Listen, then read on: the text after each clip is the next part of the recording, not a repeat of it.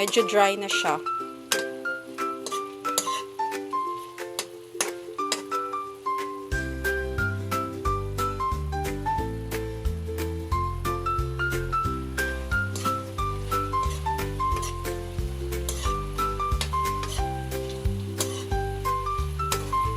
Ano mas gusto nyo? Mas maraming laman, puro laman, o katulad nito? Gusto ng asawa ko, yung kanyang pork ay medyo may taba-taba. Kaya binibili ko yung liempo.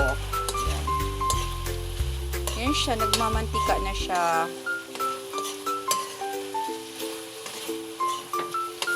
Tapos yung yung pag inalis na sa kawali, di ba may mantika na natitira, pwede pa tong gawing adobo rice para mas masarap yung kanin. Yan.